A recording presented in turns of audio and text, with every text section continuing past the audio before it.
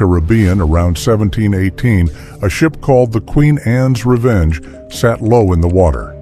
Not because she was taking on waves, because she was carrying 40 cannons. 40. On a vessel that was never designed to hold more than 26. The man who ordered those extra guns bolted to the deck was Edward Teach. You know him as Blackbeard. And the reason he crammed that ship with more firepower than a Royal Navy frigate had nothing to do with bravery, nothing to do with sword fighting, and nothing to do with the Hollywood version of piracy you grew up watching. It had everything to do with one brutally simple calculation. The ship with more cannons wins. Every single time. Now picture a map of the Atlantic world in the early 1700s. You have the coast of West Africa on the right, where European slavers and merchant vessels loaded up with gold dust, ivory, and human cargo.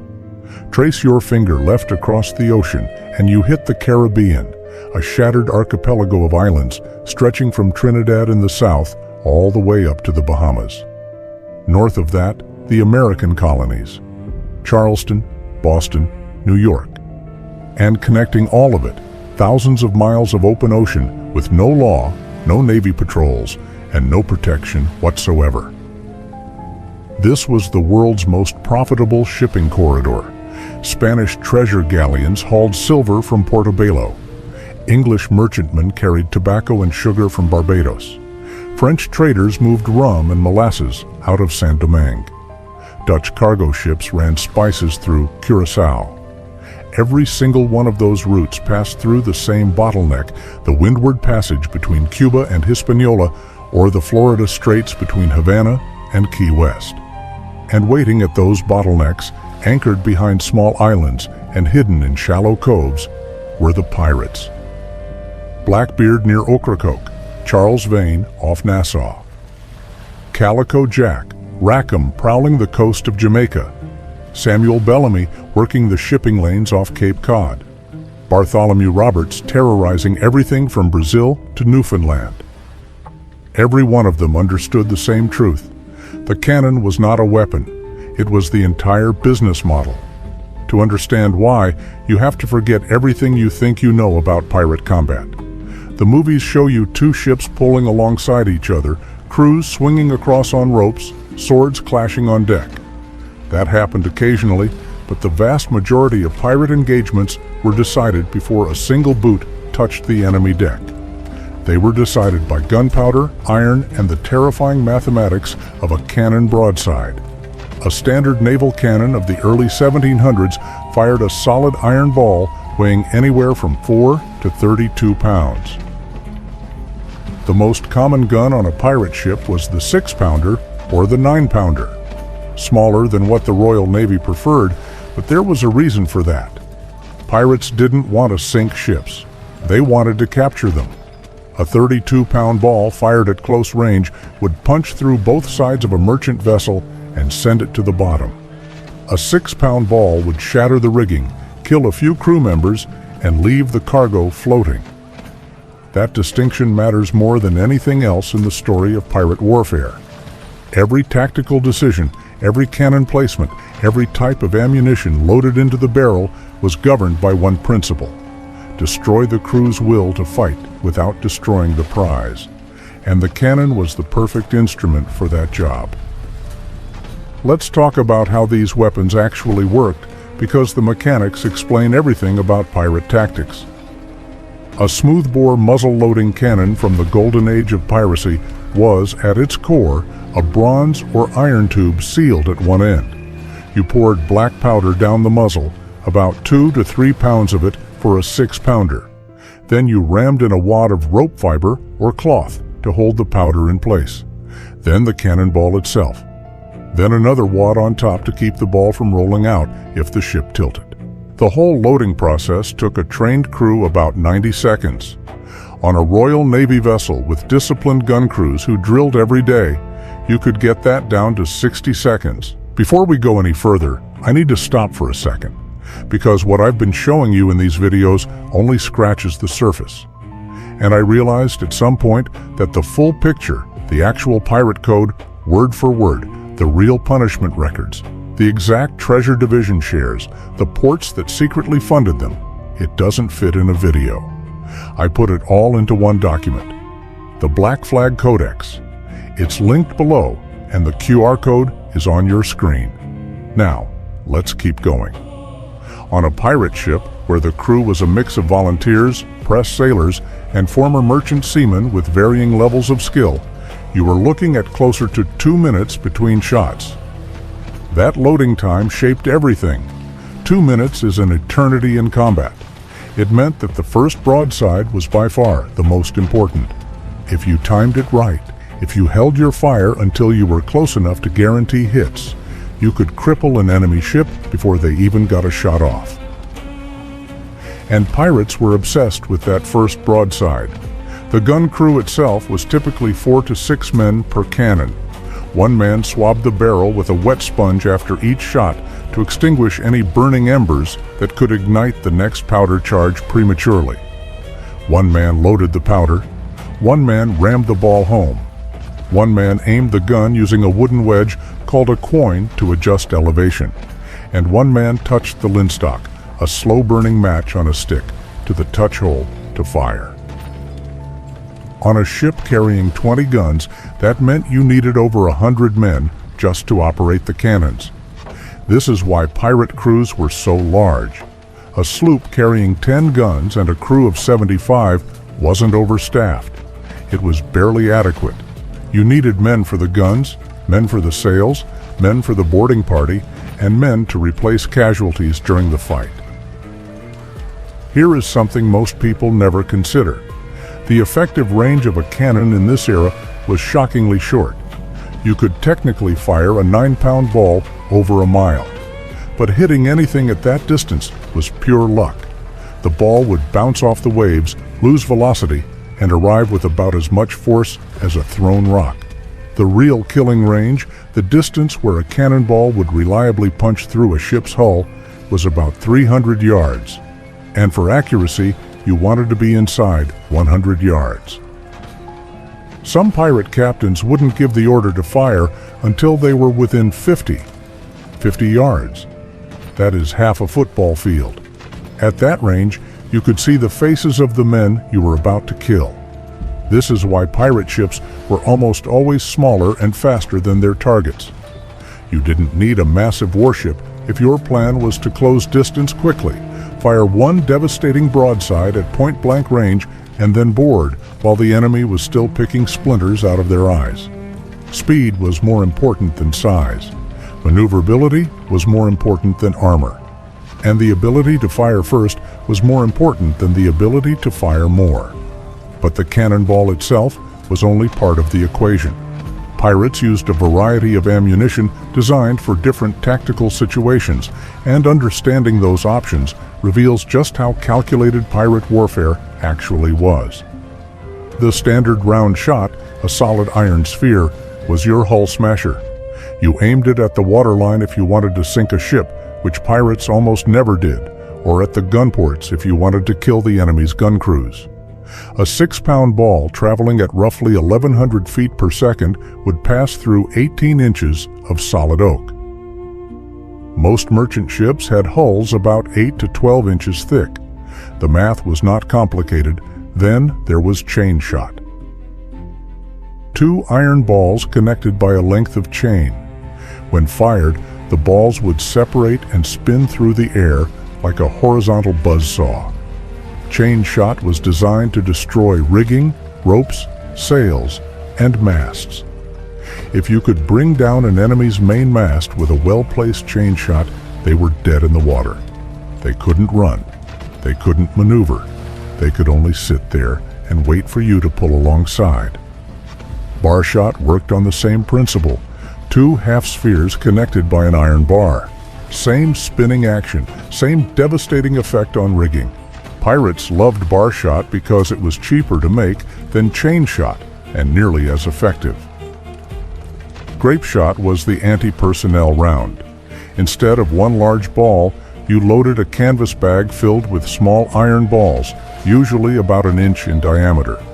When fired, the bag disintegrated and the balls spread out in a cone. turning the cannon into an enormous shotgun. At close range, grape shot would sweep an enemy deck clean of anyone standing. This was the round you fired just before boarding. Clear the deck, then send your men across. And then there was langrage. This was the pirate special. Langrage was any collection of scrap metal, nails, broken glass, musket balls, pieces of chain, or whatever else you could stuff down a cannon barrel. It was devastating against crews at close range and cost absolutely nothing to produce. You just swept up whatever metal debris was lying around the ship and used it as ammunition. There was one more type of ammunition that deserves mention, and it tells you something ugly about the era. Heated shot. Some pirate crews, particularly those operating near shore where they could maintain a fire, would heat cannonballs in a brazier until they glowed red. A red-hot iron ball fired into a wooden ship would embed itself in the hull and set the timber on fire from the inside. It was devastatingly effective against anchored ships that couldn't maneuver away. But pirates rarely used heated shot because, again, the goal was to capture ships, not burn them to the waterline. Heated shot was more commonly used by shore batteries defending harbors against pirates. Port Royal in Jamaica, Fort Charles specifically, maintained heated shot furnaces for exactly this purpose. The choice of ammunition told you exactly what a pirate captain's intentions were at any given moment. Round shot at the rigging meant they wanted to stop you from running. Chain shot at the masts meant they were preparing to board. Grape shot across the deck meant they were about to come over the rail. And langrage meant they didn't care about being elegant. They just wanted bodies on the deck. Now let's talk about the ships themselves, because the cannon didn't exist in isolation. It was part of an integrated weapons platform, and the design of that platform determined who won and who died. The most common pirate vessel was the sloop. Single-masted, shallow draft, fast and maneuverable, a typical sloop could carry anywhere from 4 to 12 cannons. That doesn't sound like much, and it wasn't, but a sloop could sail in water as shallow as 5 feet, which meant it could hide in places where larger ships couldn't follow. It could also outrun nearly anything on the ocean except another sloop. The next step up was the brigantine. 2 masts, deeper hull, room for 14 to 22 cannons. This was the sweet spot for ambitious pirate captains. Enough firepower to take on merchant vessels and enough speed to escape from warships. And then there were the flagships, the vessels that the most successful pirates either captured or modified into floating arsenals. Blackbeard's Queen Anne's Revenge was a former French slave ship called La Concorde. When Blackbeard took her, she had 14 guns. By the time he was done modifying her, she carried 40.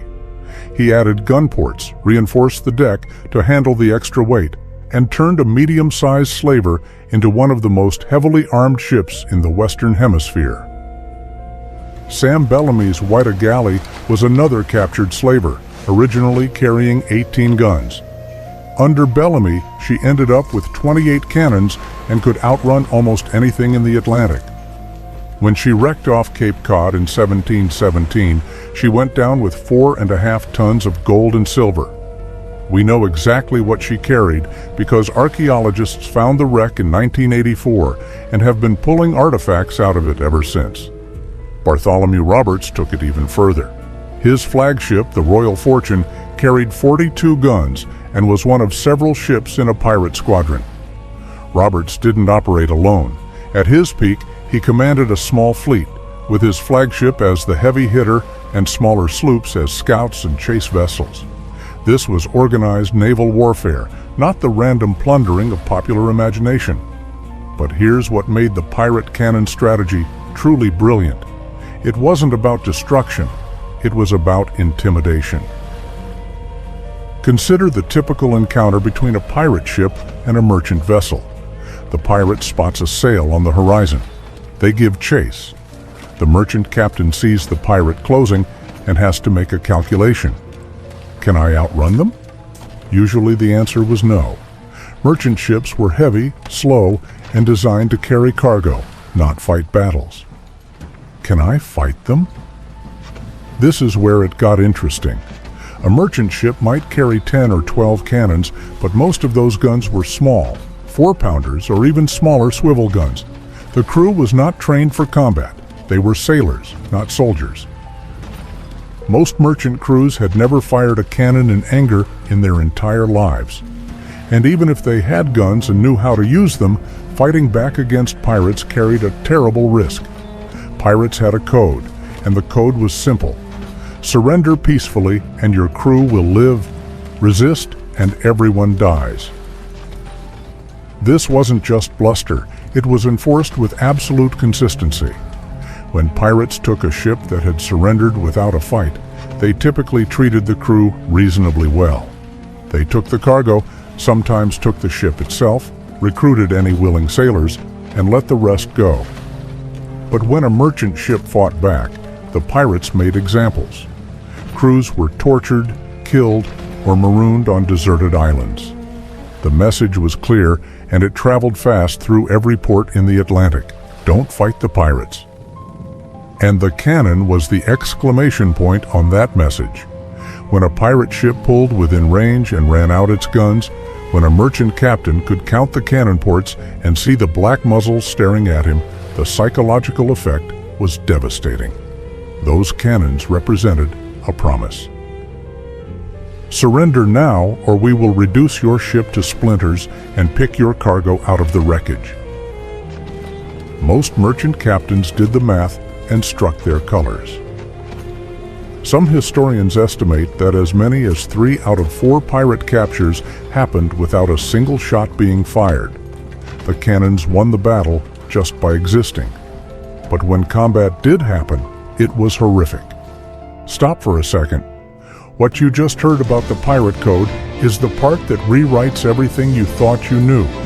But it only lands when you see the actual shares, the exact fractions written into the Articles of Agreement, the punishments, the port records, the names of the men who funded them from government offices.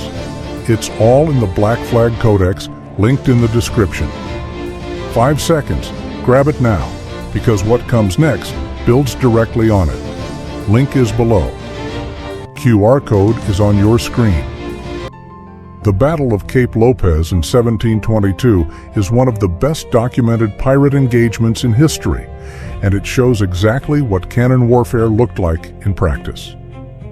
Bartholomew Roberts, arguably the most successful pirate of the Golden Age, with over 400 ships captured during his career, was anchored at Cape Lopez off the coast of Gabon when HMS Swallow appeared on the horizon.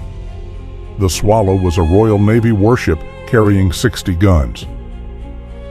Roberts had 42 on the Royal Fortune and additional guns on his consort vessels. But Roberts made a critical error that morning.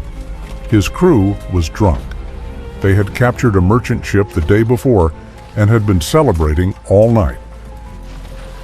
Captain Challoner Ogle of the Swallow used a clever tactic.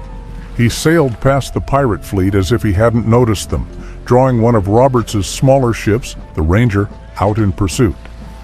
Once the Ranger was separated from the fleet, Ogle turned and engaged. The Ranger's crew, badly hung over and undermanned, fought for 2 hours before surrendering. Ogle then returned for the Royal Fortune. Roberts was killed in the opening exchange. A blast of grape shot caught him full in the throat while he stood on deck in his finest clothes: a crimson damask coat, a diamond cross on a gold chain, 2 pistols on a silk sling. His crew, following his standing orders, threw his body overboard before the Navy could take it as a trophy. Without their captain, the pirates fought on for another 3 hours. The cannons traded broadsides at close range, splintering wood, shattering bodies, filling the air with smoke so thick that gun crews couldn't see the ship they were shooting at. The noise alone was almost unbearable. A single cannon firing produced a sound comparable to standing next to a thunderclap. Now multiply that by 40 guns firing in sequence, the concussion waves bouncing off the water, the screaming of wounded men, the cracking of timber as cannonballs punched through the hull. Sailors who survived cannon engagements often suffered permanent hearing loss. Some were knocked unconscious simply by standing too close to a gun when it fired. The physical toll on the ship was equally catastrophic. Every cannonball that struck the hull didn't just make a hole, it blasted a spray of wooden splinters in every direction. These splinters, some of them 2 feet long and sharp as spears, caused more casualties than the cannonballs themselves.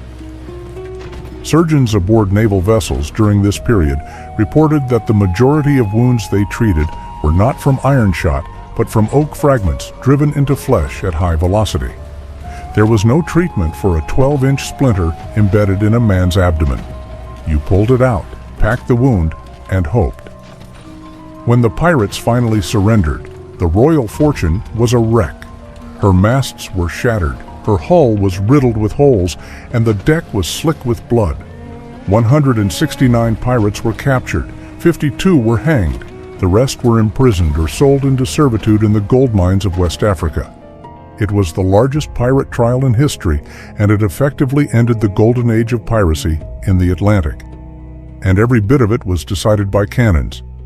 But the story of pirate cannons doesn't end with the Golden Age.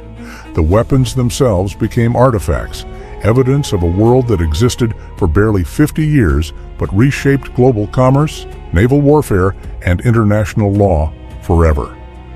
When the wreck of the Queen Anne's Revenge was discovered off Beaufort, North Carolina in 1996, divers found over 30 cannons still sitting on the ocean floor.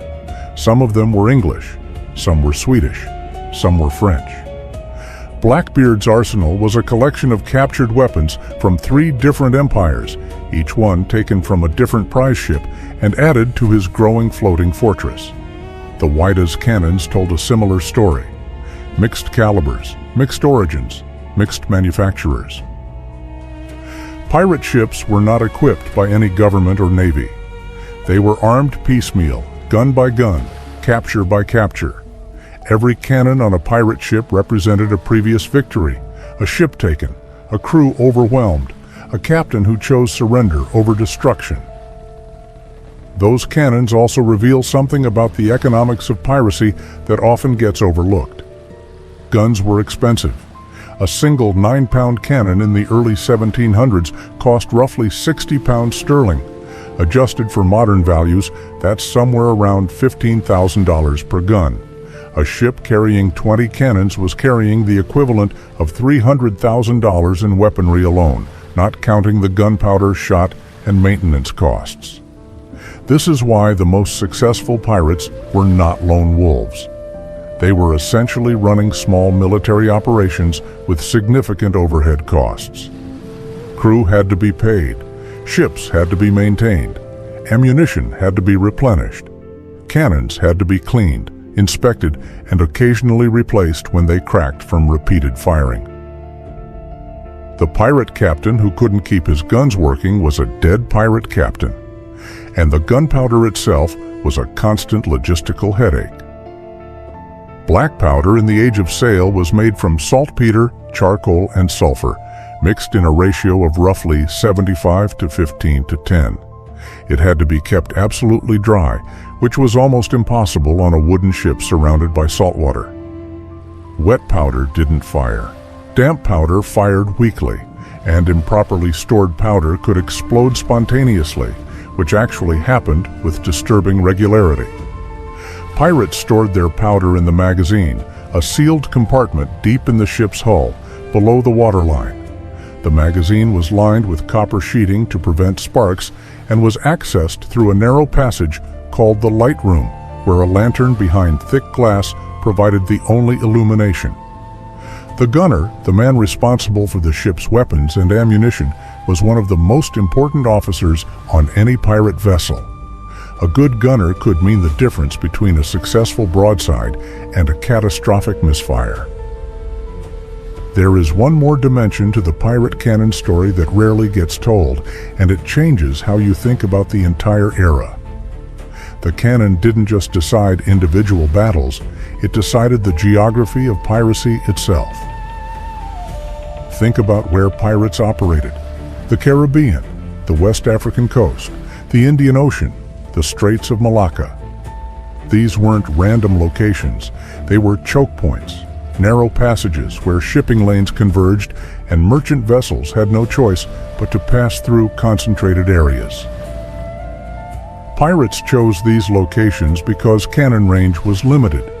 You couldn't control the open ocean with smoothbore guns that were only accurate at 100 yards. But you could absolutely control a narrow strait, a harbor entrance, or a coastal passage. The cannon's limited range turned geography into a weapon. If you positioned yourself at a choke point with enough guns to cover the passage, every ship that came through was in your kill zone. Nassau in the Bahamas became the pirate capital of the Atlantic, not because it was beautiful or strategically important to any empire, but because it sat right on the shipping lane between the Caribbean and the American colonies. Ships heading north from Jamaica or Havana had to pass within a few miles of Nassau. Pirates anchored there could spot sails from the harbor and be in cannon range within an hour. Madagascar served the same function for the Indian Ocean pirates. It sat on the route between the Cape of Good Hope and the rich trading ports of India and the Middle East. Pirate captains like Henry Every and Thomas Tew used Madagascar as a base to intercept Mughal treasure ships carrying gold, gems, and silk from Surat to the Red Sea. The South China Sea pirates, particularly the massive fleet commanded by Qing Shi in the early 1800s, controlled the narrow waters between mainland China and the islands of Southeast Asia. Qing Shi's fleet reportedly numbered over 300 junks and 1,800 smaller vessels, carrying thousands of cannons collectively. She essentially established a toll system: pay the pirates or lose your ship. The Qing Dynasty Navy tried to stop her and failed so completely that the government eventually offered her amnesty and a pension just to make her stop. In every case, the cannon was the mechanism of control, not the sword, not the pistol, not the boarding party. The cannon. It was the tool that allowed a few hundred outlaws to hold entire oceans hostage and extract tribute from the most powerful empires on Earth. And the empires eventually figured out the only solution: more cannons, bigger ships, professional gun crews. The Royal Navy's response to the pirate threat was not to build faster ships or train better swordsmen. It was to build ships carrying 60, 70, even 100 cannons, crewed by men who drilled on their guns every single day. A first-rate ship of the line, like HMS Victory, carried 104 cannons and could fire a broadside weighing over half a ton of iron. No pirate vessel on Earth could survive that. The Navy also changed tactics specifically to counter pirate strategy. Instead of chasing pirates across the open ocean, they stationed warships permanently at the choke points pirates depended on. The Jamaica Squadron patrolled the Windward Passage. The African Squadron covered the Gold Coast. Governor Woodes Rogers brought 3 warships to Nassau in 1718 and gave every pirate in the harbor a choice: take the king's pardon and go straight, or hang. Most took the pardon. The ones who didn't, like Charles Vane, were hunted down and executed within 2 years. The Navy also began using intelligence networks that would have impressed modern spy agencies.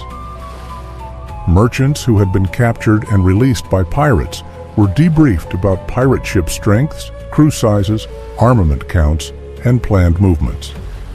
This intelligence was shared between governors, admirals, and ship captains across the Atlantic. Pirates who thought they were operating in obscurity suddenly found warships waiting for them at their next planned anchorage. The pirate era ended not because pirates became less daring or less numerous. It ended because the major naval powers invested in cannon technology that pirates simply could not match.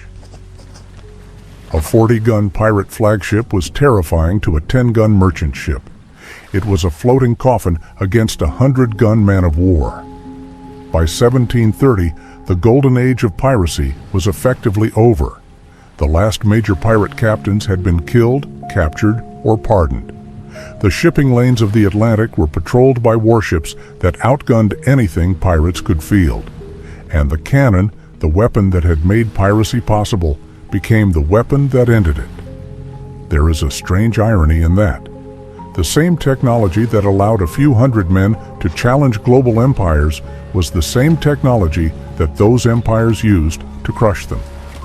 The cannon didn't pick sides. It served whoever had more of them. And in the end, empires will always have more. Today, those cannons sit in museums. The ones from the Queen Anne's Revenge are in a conservation lab in Greenville, North Carolina. The Whyda's guns are displayed in Provincetown, Massachusetts. Others are scattered across maritime museums from London to Kingston to Cape Town. Each one is a piece of industrial hardware, bronze or iron, weighing between 500 and 3,000 pounds. Designed to do exactly one thing, hurl a metal sphere at high velocity into the side of another ship. But what they represent is bigger than their function. They represent the moment when a handful of outlaws, using the same technology available to kings and admirals, held the wealthiest nations on earth to ransom. Not with ideology, not with politics, not with religion, with cannons. The weapon that decided every pirate battle in history was never romantic. It was loud, brutal, and indiscriminate. It killed with splinters as often as with the ball itself, sending shards of oak through human bodies like wooden shrapnel. It deafened the crews who fired it. It filled ships with choking sulfur smoke. It could misfire and kill its own gun crew without warning. But it worked, and for one brief, violent, extraordinary period of history, it allowed the poorest sailors on the planet to become the richest outlaws the world had ever seen. That's the story of the pirate cannon. Not a sidearm, not a tool. The entire foundation of an outlaw empire that spanned 3 oceans and terrorized a dozen nations. And every single cannon they fired was stolen from somebody else.